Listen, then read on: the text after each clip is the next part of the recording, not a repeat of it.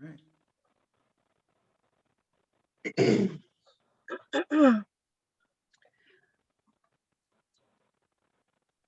All right. I think we're good. Okay, great.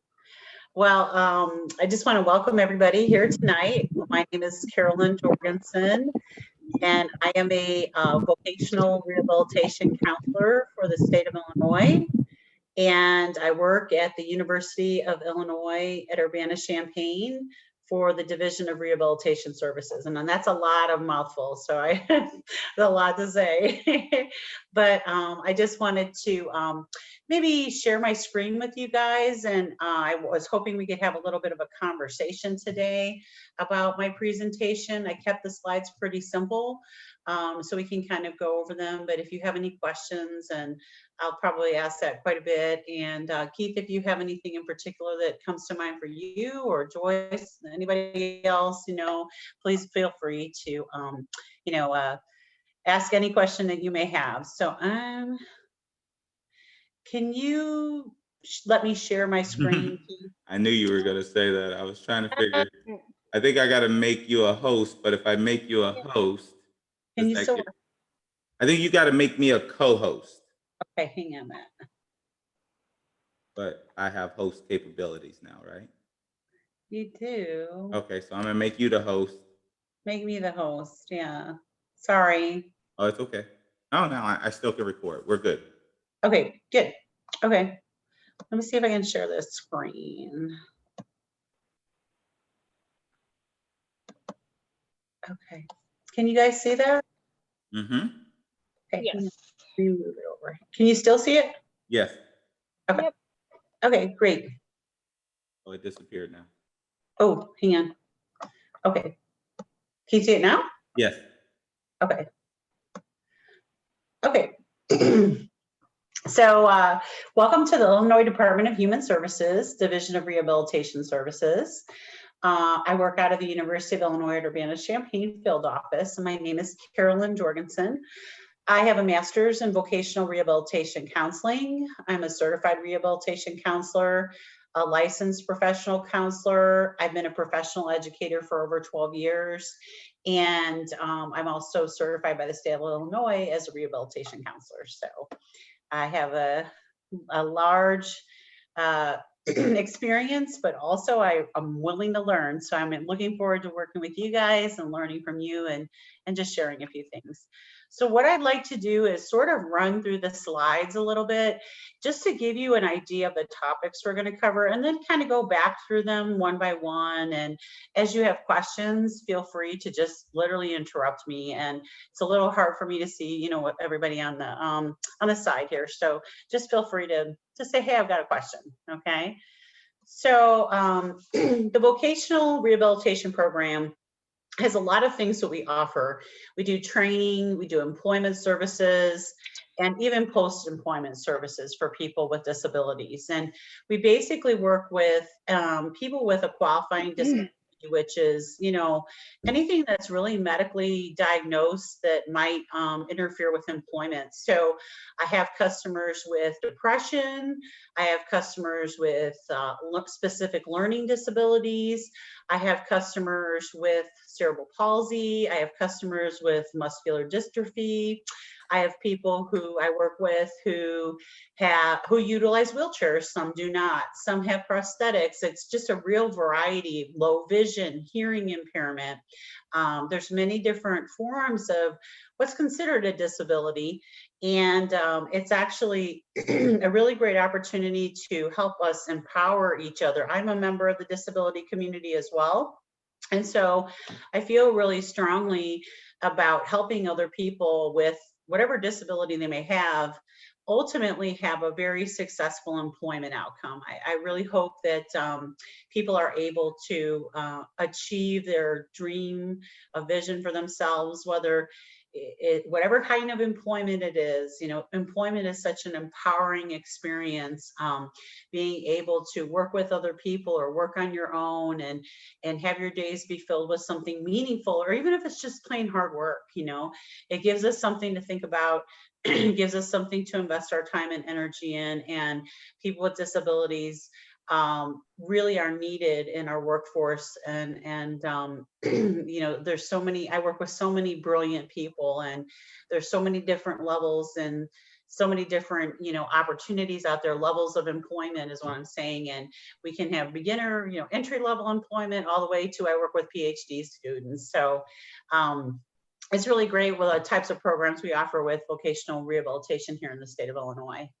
So some of the things we offer are financial assistance with college expenses and housing. This is what a lot of people think of us when they initially think about how DRS can help you know, as you want to move forward. They think about getting a job. They think about paying for school. So that's the first thing I'll talk about. The next thing I'll talk about is assistive technology to use and during school and on the job. I'll talk about internships at placement and competitive employment placement. And so we think a lot about, you know, like I said, with DRS, you know, paying for school or getting work right away. So I'll talk a little bit about that. Employment application and interview skills training. We do a lot of that at the university. We also do it a lot in our general offices as well. We have assistance with independent living resources. We help people make sure their independent living needs are met, both in the VR setting, you know, the vocational setting, and then also we have a home services program that helps people have their activities of daily living met. It's still through DRS. It's not exactly what I do in VR, but in vocational rehabilitation, because we really help people get jobs. And home services really helps people be successful in independent living pretty much out of their homes and stuff. They may or may not work, you know. There's guidance for SSI and SSDI benefits planning. I have a phone number here that's for the state office for that. We'll go over that a little bit more. There's information and referral to community and legal assistance resources that we offer with DRS. There's counseling and guidance to help people remain successful in college or at work in general. There's a STEP program that particularly is aimed at the high school population over the age of 14, and it helps transition students through high school and into the workforce or into training, whether it be a certificate, associates, bachelor's, or beyond. Whatever is required to achieve that particular vocational goal. So that starts out in high school. It's available at many high schools, and if not, you can contact your local DRS office and they can start to work with your child whenever, you know, whenever you want them to, basically, because we want to help people with disabilities get into employment. So we also have a school for the blind, a school for the deaf, and a rehabilitation school. And I'll talk a little bit about those. A little bit more about the home services program. And there's an office locator bit of information here. It's really easy to search. If you just put Illinois DRS office locator, you can find the closest location to your home where you can request services or an evaluation and get a referral for DRS services. And then we have questions. So I will just run through these really quick. Sorry, I'm going to go back up and we'll kind of start going through it and we'll talk. So like I said, does anybody have any questions right now that just pop into your head? No? Okay. So one of the things that most people think about when they think about Division of Rehabilitation Services, the vocational program, and they think about school and they think about work. So one of the things that we do is we offer financial assistance with college expenses and housing. This is per financial analysis. So it really depends on your household income, how much DRS can help. There are pretty generous guidelines, you know, for different household sizes, but one particular, there's actually two things. First of all, if you are on Social Security, whether it be SSI or SSDI, you are exempt from further financial analysis. That means that regardless of your age, when you have a SSI or SSDI based on your own disability, you will not have further financial analysis based on your family. So let's say you make $792 a month on Social Security, and it is based on your own disability. So then you are definitely going to be over the income threshold for a one-person family, which is somewhere in the $30,000 something range. And you will be qualified for the most benefits that DRS can offer. And some of the things we offer financial benefits for in college training or vocational training, any kind of training, basically. You can get your CDL, you can be, do training for your nurse's certificate or a CNA, associate's degree. I have a lot of bachelor's degrees right now, and everything from journalism to, hold on,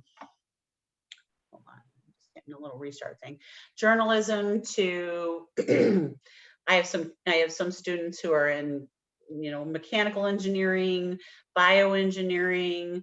I have students in natural resources management and environmental sciences. I mean, every major at U of I virtually have somebody in it. So there's the, any sort of college training or trade school training, we can work with that too. And then of course, graduate degrees are approved, kind of like, and everything's approved on a case-by-case basis. So there's like tuition and fees that DRS can help with, books and supplies that are required for your courses, housing assistance. If you have to relocate to another city that's more than like 100-mile round trip from your home, then we can often help with housing assistance if you have not already been paying your own rent. It's based on increased costs. So if you're moving and you're living with mom and dad, you've never paid rent, you would have an increased cost to go to school. So we're able to help out with a portion of that housing cost. And then we also help out for a portion of the food costs, the board at the dormitory. And there's the basic costs that everybody has to pay. It's like the TANF rate, I think it's $158 a month, but then, the DRS can help with the remainder of that board payment for the rest of the months that you're in school. So we're able to do that. Some of the other types of college expenses that we can help out with are like technology, and we'll talk a little bit more about that. If someone needs like a computer for school and they're eligible based on financial analysis and they don't have a family contribution or anything, we can often get them a computer or a printer, or even things like hearing aids or low vision devices. I've purchased glasses and magnifiers for people. We even do teach people how to drive. People with disabilities need to be able to go to work. So we have the opportunity to give driver's classes and other things that we can make available to people too. So there's quite a large amount of opportunities for financial assistance. It's like I said, it's all based on financial analysis, but it's also kind of a really great opportunity, especially if you're on Social Security, or particularly if you're low income. Now if you have a higher income, that doesn't disqualify you from services at all. It just means you'll have a family participation, towards those college expenses. And it may be as little as $1, or it could be higher than that. But what I always tell my customers is, no matter what, we're more than a checkbook. We actually provide a lot more services than just paying for your bills. We'll talk a little bit later in some slides. We provide counseling and guidance, information and referral, and job placement. And those are very, very valuable, because you don't have to purchase all these services from somebody else. They're offered to you at no charge. So counseling and guidance, information and referral, and job placement are no cost expenses that are available to anybody with a disability, regardless of income. Hey, so Caroline, can I ask you a question real quick? So sure. I know some people, and I know I know I mentioned this to you, that if you are considering going to college, to not take a paying job, because it possibly could affect your Yes. income and your SSI and a potential this portion of going to college. Can you talk Well, on that? and I was definitely going to talk about that, Keith. You're bringing up a wonderful subject. And the reason why I'm so enthusiastic is this. I have had a lot of really good experience with kids with internships that are unpaid. There's a big difference on a resume to intern at a law office as a shredding documents and filing. It looks a lot different on a resume than working 5 hours a week at a fast food place. You know what I mean? And when students work very part-time, it still shows they're capable of work immediately after school. So you really have to think about, where do you want your child to experiment? Do you want them to experiment in an internship where they may not be paid, but you can really test whether or not they're going to be successful in the workforce? Or do you want them to just experiment in a job where you wonder if this paid opportunity is really going to pan out or not? Like, can my child really work, you know? And if my child is wanting to do an entry level job, like, you know, working, you know, pushing carts at Walmart, there's a little bit different situation than if my child wants to ultimately, you know, be a journalist or a writer or, you know, some like a biologist or something. It's a little bit different. So, you know, and what is my child really going to be prepared for? Sometimes you need to experiment. And I often suggest people, rather than experiment with a 5 or 10 hour a week paid job, put yourself in the position of experimenting with other opportunities that can really test your child and help them know if they're really going to be capable of being successful in the workplace or not. And also it can be a resume builder. So, and it can be, you know, with Social Security, you know, they really look at, are you capable of any work? You know what I mean, at this point. And many of our customers have physical disabilities or mental disabilities or learning disabilities. And it really just depends on the different kinds of disabilities people have, developmental disabilities, and whether or not you'll qualify for Social Security. And sometimes talking to a legal professional about that can be the most helpful, but also making sure that you don't, you know, by experimenting with work, you don't necessarily jeopardize the chances of your child to be peering eligible when all you were doing was making a trial period. So, Keith, I hope this answers your question. Sometimes I really advise people to just do some volunteer work or some little internship to see if your child can work, rather than diving into the world of work in a paid job where this little internship could look a lot better on a resume in the long haul. And also you know, you can really see if your child can and cannot work, rather than experimenting with the paid field. You know, does that help, Keith? Yeah, I believe so. Yeah. Okay, very good. Okay, anybody else with a question right now? Okay, so technology in school and on the job too. I have a customer who I placed in a position, and they are a full-time power wheelchair user. And so I had an occupational therapist come in and do an evaluation on the restroom facilities, and the employer was then given recommendations on proper equipment so that customer of ours could use the restroom effectively. And they bought the equipment, and our customer is now very happy at work. So it's not just during school for like computers or hearing aids or other things. I mean, there's also other ways that we can bring assistive technology into people's workplaces too. Chair lifts or ergonomic you know, some ergonomic equipment, or even Dragon software to be voice to text activation. It depends on what the employer will provide, but we can make that request from the employer. And if it's time sensitive, we can often provide support for those types of technology as well. Placements into internships and competitive employment. This is another thing people really think about when they think about DRS. They think about internships or in competitive employment in particular. Many people come to DRS, they just want to get a job. They don't want to go back to school, they're ready. And so our regular counselors in the main offices, you know, there's one over here in Champaign, and then I work at the satellite office in Dubai.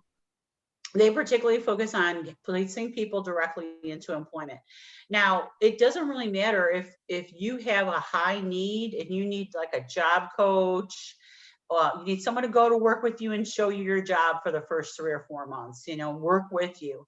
We have community rehab partners that will do that. So we don't just work with people who are only capable of going to work on their own.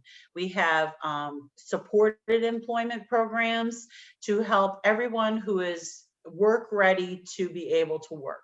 So people are not just limited by the ability to go work independently on their own from day one. We have our community rehabilitation partners that provide supported employment.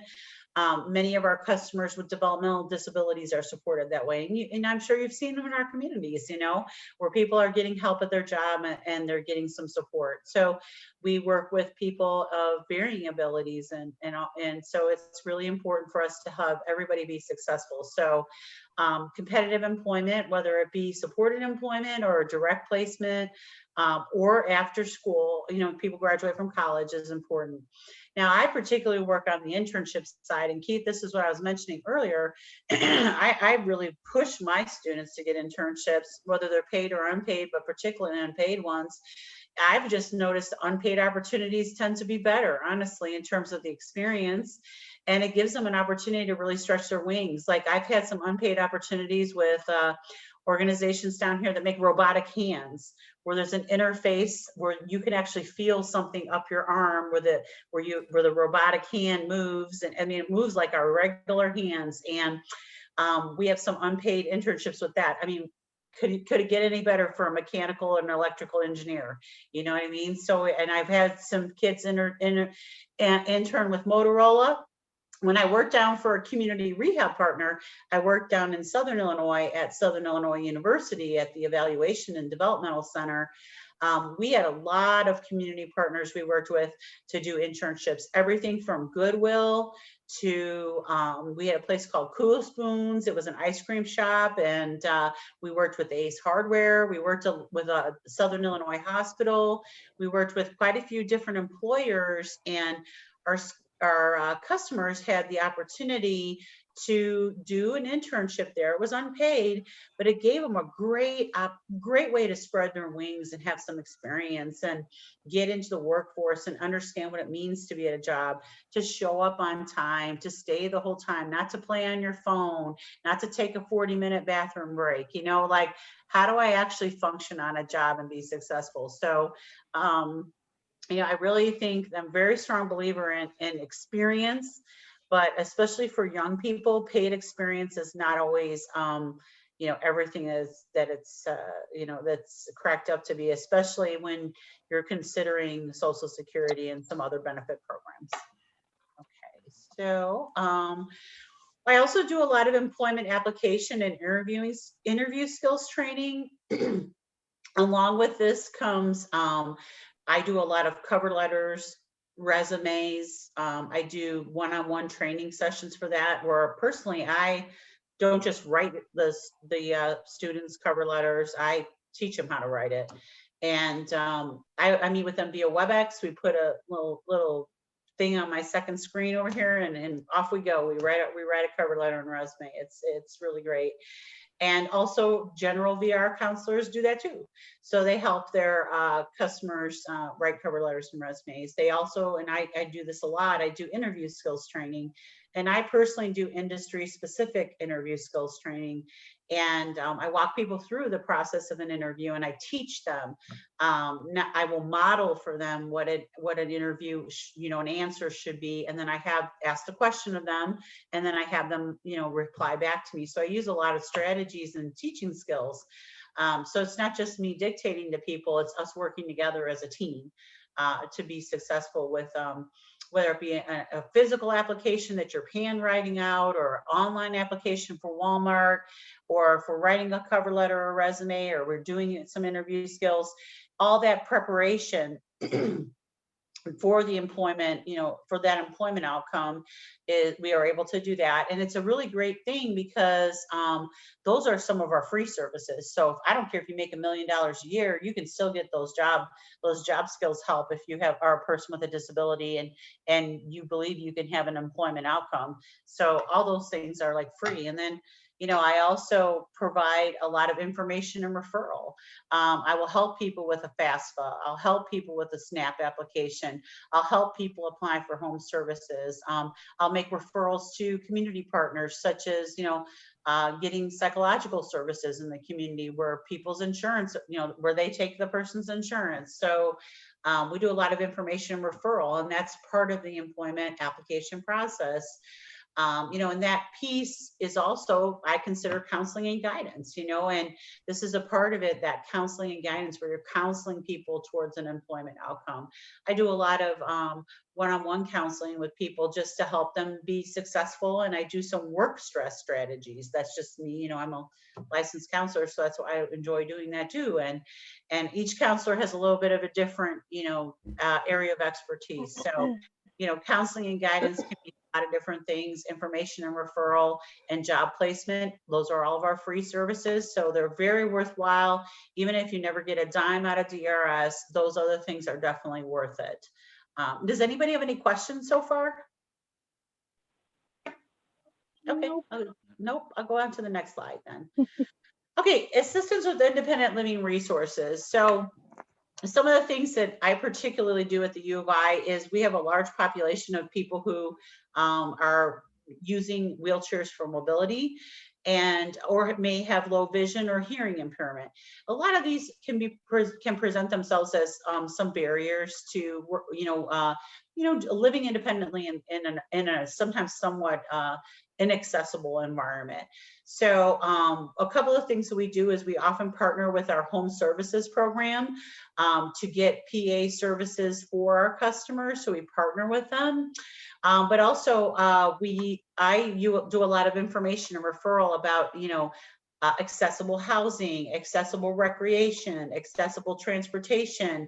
I particularly take an interest in the whole person. I really love working with people, and I want their lives to be as balanced as possible, especially when I'm going to work with them for like 4 to 6 years when they're going through school. So making sure that their independent living needs are met are definitely a part of my counseling and guidance that I really enjoy doing. So, there's a couple different ways we do that, but particularly I take an interest in independent living, because if people can live independently, there's a way better chance they're going to get a job in the long haul. If you have to go live in mom and dad's basement when you graduate with your master's degree and you can't go anywhere else, it's a lot harder to get a job. If you can move and, to the next town or the next state or wherever you can go because you're capable of living independently, gives you a lot more choices. So the more independent I see people be, the more likely their vocational outcome is going to be successful. That's what I've seen. So there's some guidance here for SSI and SSDI planning benefits. Particularly this resource is if you're on SSI and SSDI and you want to try to use your ticket to work to go to school and get off of SSI and SSDI. Just because you finish school doesn't mean you get kicked off SSI or SSDI. It just means that you're saying you have the desire for an employment outcome and you want to work towards that. So this particular benefits planning with the state of Illinois at this 217-558-6326. They can help people guide, through that, what's going to happen to my SSI and my Medicare benefits if I actually want to work. Like, how much can I work and still get benefits? How much is my income limit? How much is, what will happen to my Medicare? Is there a spend down? What happens to my Medicaid? And those are all very important questions. And we do have benefits planning for that here with the state of Illinois. So, that's just a resource that we have. And of course, if you ever have any questions, you can get a hold of me too. But there is benefits planning help. So, and that's very important because it's kind of scary to go off SSI or SSDI and not be sure if you can work, there's a trial work period.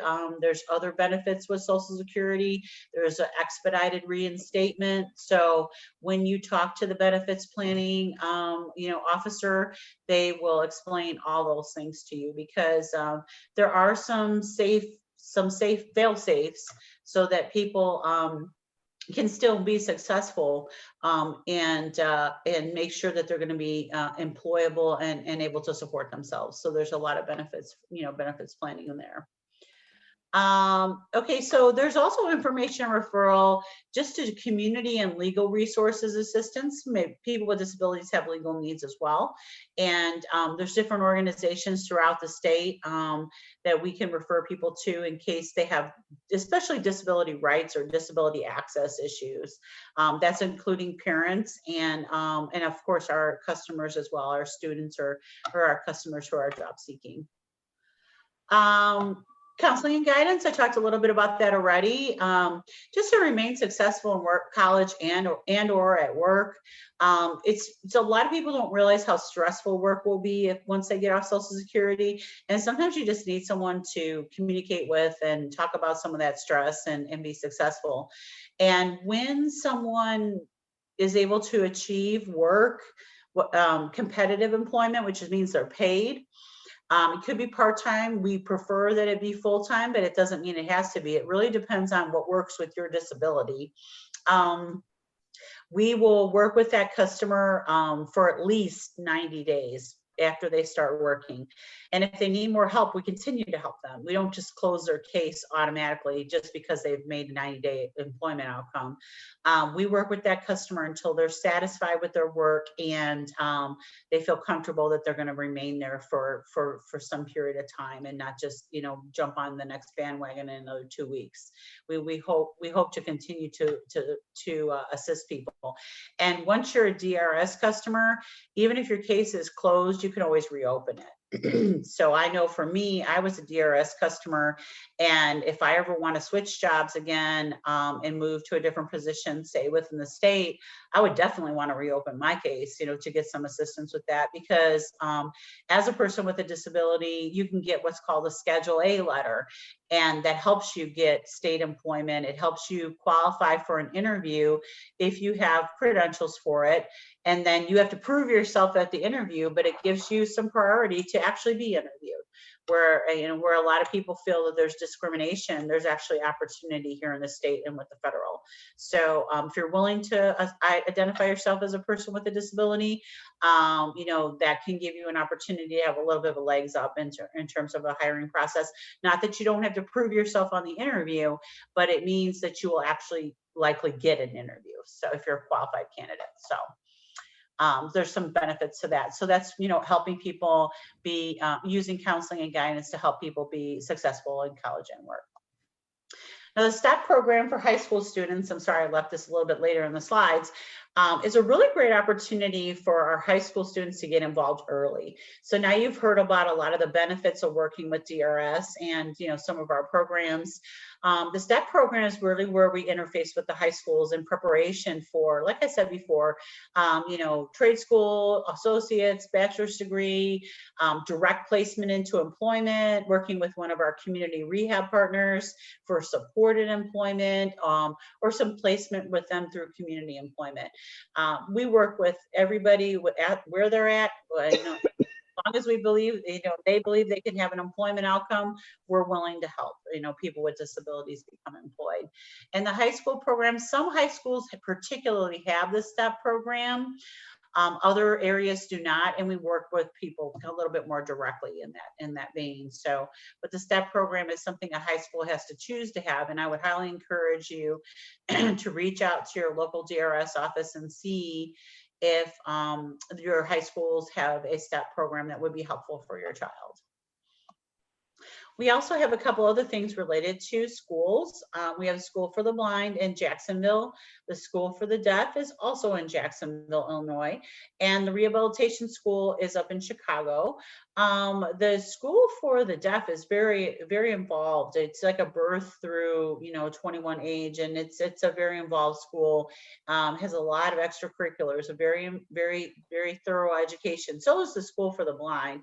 They tend to do consultations for the younger students, and then they have an actual school. It's like a day school basically, and people are, and it's like a boarding school kind of, and they're able to come there and live. And then the rehabilitation school up in Chicago is for our students with more profound physical disabilities, and it does teach them independent living skills and how to be successful managing their own households, and educates them just like kind of like a high school would. But it's not really a boarding school that kids have to, well, it is, but they have to go home on the weekends and the holidays. So it's not, they actually have to go home. So it's a little bit different. But we have specific schools related to these disabilities, that people from the entire state come and benefit from these services at the blind school, the deaf school, or the rehabilitation school. So that's also available to our 0 to 21 age group of students. And like the home services program is another program we offer through Division of Rehabilitation Services, or DRS. The home services program works with many different people, whether they intend to have an employment outcome or not. Many people with the home services program look for personal assistant hours.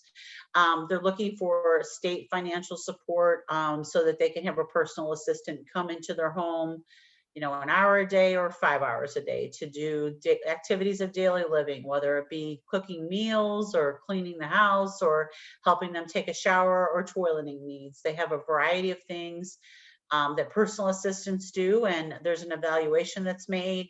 And our home services program determines someone's financial need and their physical needs, and they kind of marry those and come up with a plan to help people be successful with independent living. And we have some people that we work with who also have a home services program case, and due to the how profound their physical disabilities are, or mental disabilities, and so they're able to kind of marry those two opportunities of, getting those physical needs met and then getting their educational needs met at the same time. So one program does not exclude you from another program. And so I just wanted to sort of give a little bit of a, how do I find out more about DRS, and how do I actually look this stuff up basically, or can I find an office for myself? And the easiest thing I've done was just, there's a little link here. It's kind of hard to remember. So I just put what I search every time I look for it. And it's just Illinois DRS office locator. I just Google that. Illinois DRS office locator. So I'm able to, you can put in your county, you can put in your city, and it will point to you the closest DRS office to you. And the way the process goes is you can make a referral online, or you can make a phone call and leave a message, and or you can send an email, and then excuse me. And then you'll get a call back, and they'll set up an appointment, and there's a kind of a process we go through. We do a referral, so we find out some basic information about you or your child, and we just find out, name, address, those types of things, what the general nature of the disability is. And then there's a time set up for an initial interview with a vocational rehabilitation counselor. Now, if you're going for home services, it would be a home services counselor. But I'm going to speak to the VR side. So when we do that, there's a 30-day window for us to get you in for an initial interview after your referral is taken. And then we do ask for certain things. We ask for medical documentation of the disability. It doesn't have to be super extensive, but the more information we get, the more we can help you. That can also include an IEP. Neuropsych evaluations or psychological testing from the schools. So there's a variety of things that can show someone's disability. We can also do some observation of disabilities, like, missing a limb or using a wheelchair or other physical. We usually like the documentation from a doctor just so we know more about your functional limitations, and hopefully that doctor can describe those a little bit to us, So it's actually a really great opportunity to get to know your VR counselor. And at that point, they really want to hear about what you want to do. You know what I mean? What's your goal? What do you want to be? You know what I mean? And with work. And so it's a great opportunity just to get to know your counselor, a little bit of their strengths, and they get to know your strengths and the things that you're interested in doing. So it's a really great opportunity. And so we ask that people provide medical documentation of their disability, any transcripts that they may have available from high school or any college experience, so we can look at that and evaluate their academic fitness. We also ask for financial information, such as a tax return or for the family, and also for if you have Social Security, we ask for the disability determination letter just to qualify, make sure you have qualified Social Security. So when we look at financials, we look at basically we look at all the members of the household over the age of 19 that are employed. So it's anybody living in that household that's basically making money and contributing. We look at the entire household. So it could be a child living with a mom, and mom's the sole source of income. So we just look at that adjusted gross income and compare it to our income limits, and then we're able to figure out if we can offer that financial support. But don't remember, we're not just a checkbook. There's a lot of other things we can offer in terms of DRS services as well. So you get to know your counselor, you provide the documentation, we analyze the case, and we certify it. Then we start making a plan. We kind of lay out, we lay out, the types of services that will be provided, and we're able to think about what services are needed to achieve your employment outcome, and we start putting those plans into place. And then we start rolling. Either we're looking for job placement, or we're looking for training, or we're looking for some services maybe to keep someone in their job. Maybe they are starting to work and they lost their hearing aid and they need to hear on their job, so they come to DRS for some support for that. You know what I mean? And so we actually can help with job retention as well.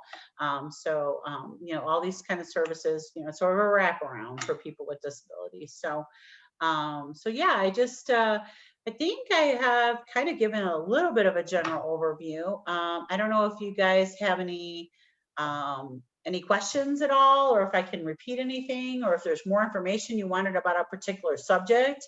But I think I did the quick introduction to DRS today. So Keith, do you have any questions, or does anyone else? Well, I did. LJ just joined us, but I did have a parent that was just in my building and really is frustrated with the whole process. They have a bunch of kids that they adopted that have disabilities, some invisible, some not. But they have two children right now that are they're going to college and they have their arm amputees and they just can't get any services. So they're at their wits' end and just threw their hands up and said, I won't want to get on the call or whatever. I don't know what to offer them if they, they're not getting the information, getting the services that they think they should be getting. And I definitely don't know. One of them has some cognitive disabilities as well, and they can't get they can't get any SSI or anything because it goes by the IQ or something like that. And the child is bright, but clearly has some issues with Yeah. in those Yeah. things. Well, and I think, have they been working with the DRS office and not received services? I believe so. She just said they do not want to talk to anybody from DRS, and I was like, okay, well. Well, and I will. How do I say this, Keith? There is customer choice. Mm-hmm. You do not have to go to your local offices for services. Got it. Okay. Some counselors have an extremely large caseload. Some offices are more responsive and some are less responsive. I will speak for my office at the University of Illinois, and I will also speak for the Champaign office, that typically it's like a 48-hour turnaround before you will have an appointment. 48 hours business before you have an appointment, because our coordinators are very, very good at making sure that people are brought into the fold and are moved forward. And there is a 30, 60, and 90 days. So 30 days to your initial interview, 60 days to your certification, and 90 days to your plan. And our office is well over 95% in making sure that we are fulfilling those deadlines. So I will say, if they are not receiving the services that they feel they need to meet their child's needs, to contact, to make a customer choice and to contact another office where, where they can get their needs met.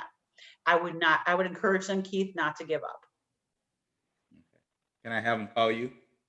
Oh yeah, yep. Give them my number. Just send them my email address or give them my phone number.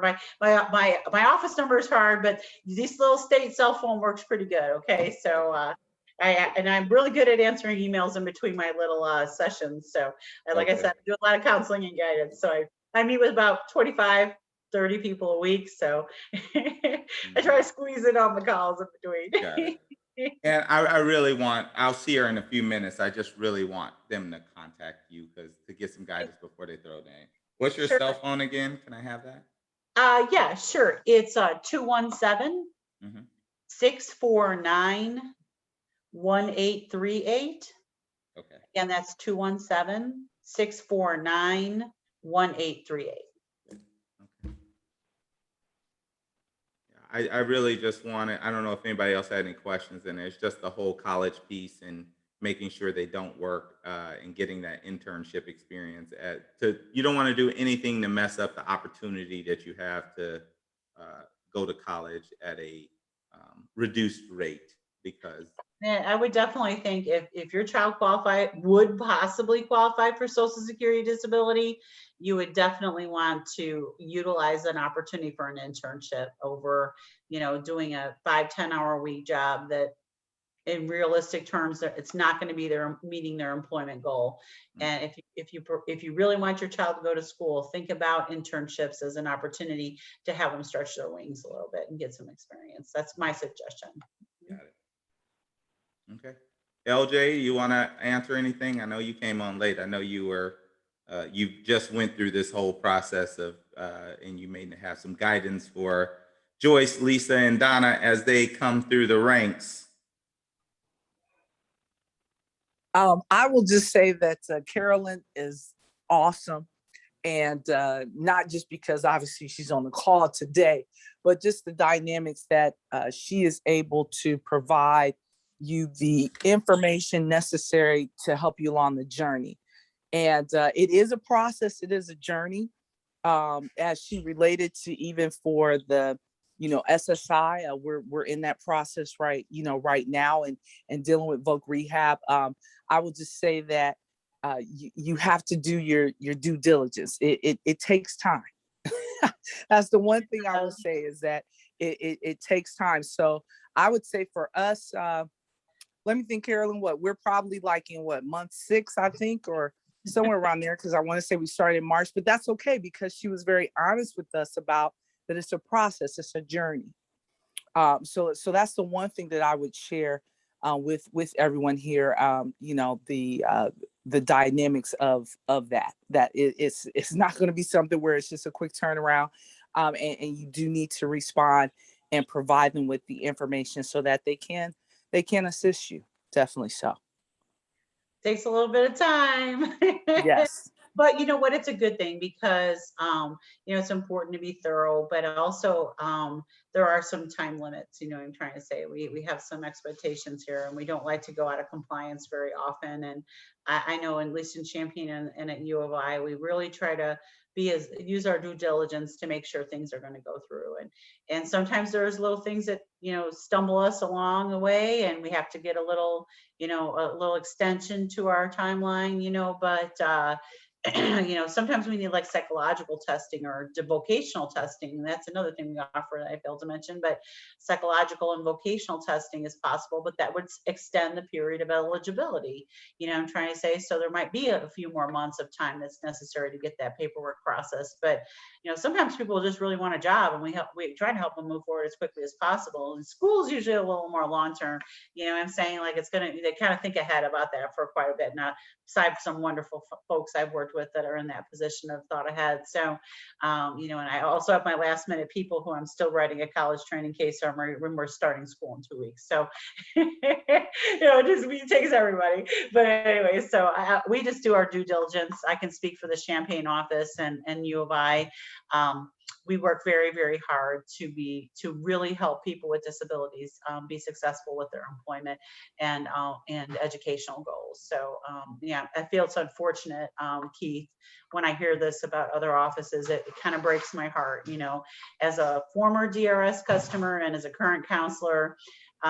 We don't run the show that way down here at UI.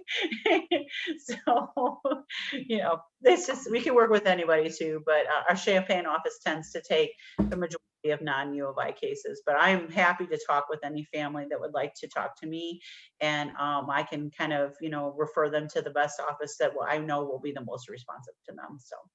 Okay. Sounds good. I have can I comment? Yeah. Hello? Yeah.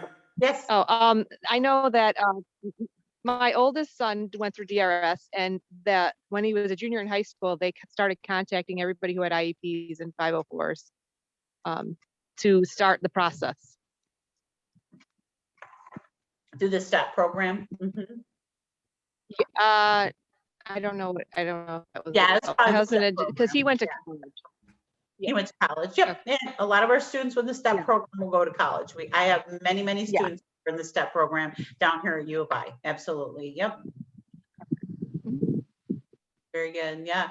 I think it's exciting to work with the STEP kids because they've had a little bit of encouragement for the last few years, you know, so they kind of understand what it's like to work with a VR counselor. So they're a little bit more educated. Some of my new customers are a little, you know, shell-shocked, deer in the headlights.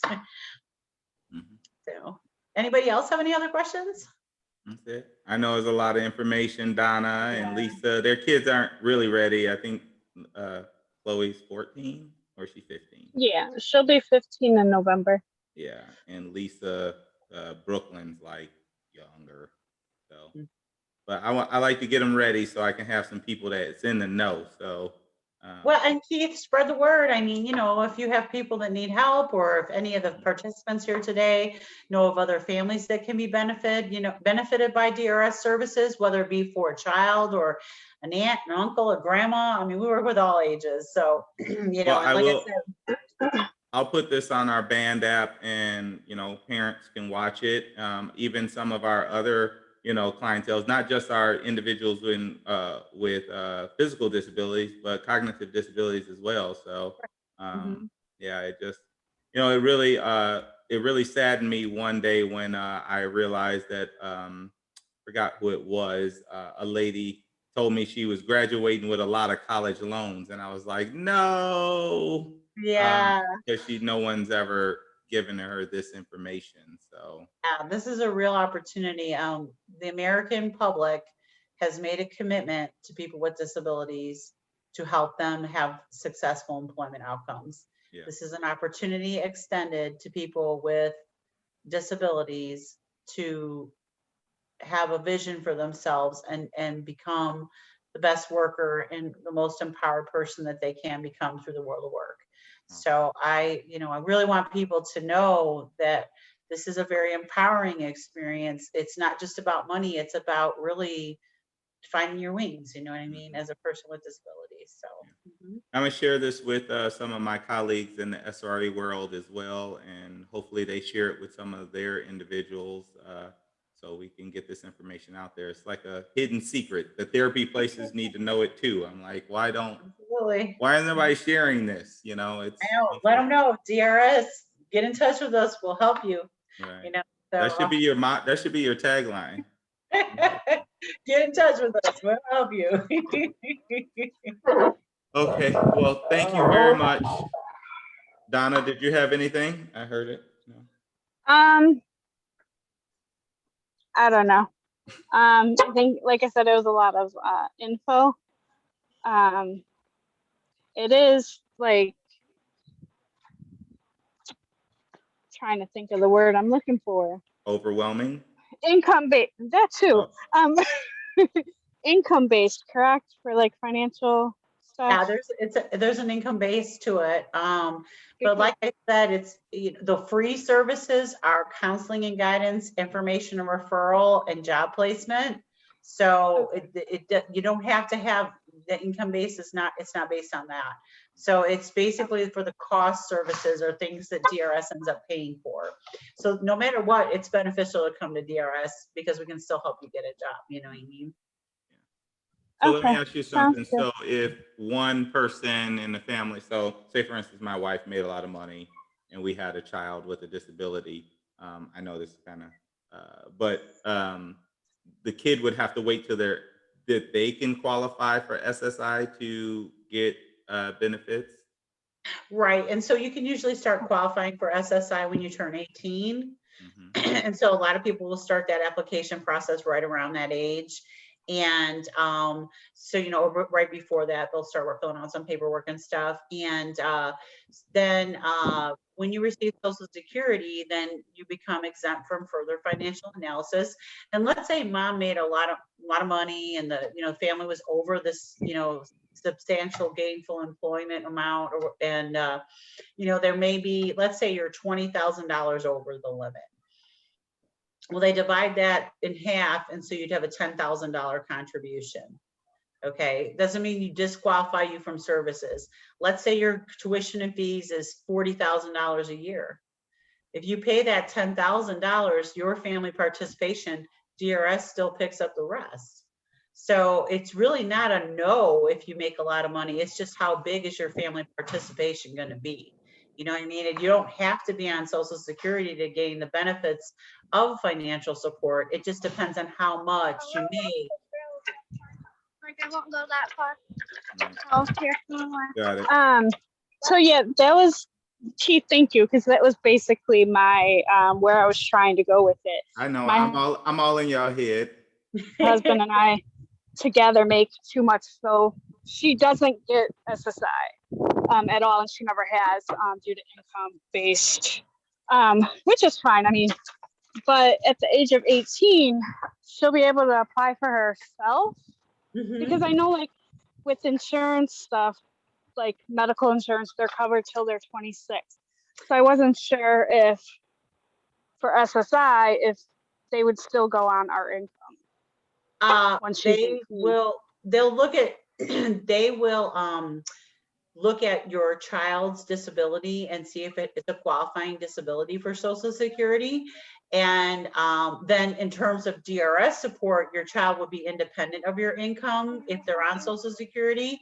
And Social Security looks at the individual over the age of 18 as an adult. So I have customers who are on Social Security that are like, let's say 20 years old, and their family makes like $500,000 a year, and we're able to support them because they have the Social Security benefit and they're exempt from further financial analysis. So it really, that Social Security benefit is a tremendous one. You know what I mean? And it really, I think the reason why we do this is people with disabilities need to learn to manage their own lives and manage their own money and manage their educational experience and manage themselves in a job. And so once somebody's on Social Security, we see them as their own household. And so they're exempt from further financial analysis based on their family's income. So, because their disability is considered the most severely disabled once you're on Social Security disability for your own disability. So, yeah, it's kind of a really major thing, but don't discount DRS totally, because there's a lot of those no cost services that are helpful. And if, let's say you make like $80,000 a year and the limit is 70, you only have to pay $5,000 and you're still getting a benefit. You know what I mean? Like, it really depends on how much you make, So I also had some customers who were applying for Social Security whose family made like $50,000 a month, and Oh, they didn't geez. get assistance. I know they make more money than in a month than I make in a year, and so Right. I great. was like, wow, that's a lot. Happy for them, and it's like, Can I adopt that family? I know. Can I support that family? But it's like when that customer was initially applying for DRS, they didn't qualify for any financial support. But finally, when that customer got on Social Security, then they were exempt from further financial analysis and we could help financially. But along the way, I gave them counseling and guidance. I gave them information and referral. I helped them with internships. I sent them internship leads. I mean, it was just because we didn't pay for school doesn't mean that they, didn't get a benefit. You know what I mean? So. Okay. Yeah. Sounds good. Thank And- you. Yeah, and that's the process that we are in right now. Is that, Javon turned 18 in March. And so that's why I said that it's been helpful working with Carolyn, with DRS, because they've been able to share that piece of it. And that's helped us along the way with this journey with the SSI as well, too. And then also knowing their services, and then just, Javon's been able to kind of, become his own and kind of stand on his own in regards to what it is he needs to do as well, too. Okay. Okay. Thank you. Thank you, Carolyn. Any further questions, Keith? Can I be of any further help to you? No, I really, my goal is hopefully this family calls you because they have a lot of kids, and I think if they call, they will you will help and guide them in the right direction. So. Very good. Well, I hope so. I love working with people with disabilities. I love working with families, and we're all here to provide each other that support that we all deserve. So it's important it's just to work together towards a common goal, and I love that about DRS. So yeah, it's been a pleasure talking to all you guys, and thank you so much. Feel free to contact Keith if you'd like to get a hold of me. I probably should put my phone number up here. I'm sorry, that's one thing I didn't put on the slides. I apologize, my own phone number, but Keith has it, and you can reach out to me and email me. Email's probably the best way to get a hold of me. But if you want to set up an appointment with my coordinator, her name is Linda Morris. She'll put you on my schedule, and we can have a WebEx, which is very similar to Zoom. So. Okay. All right. Well, thank you very much. Thank you, guys. You have a great evening. Thank you so much. You too. Bye. Thank you, you too.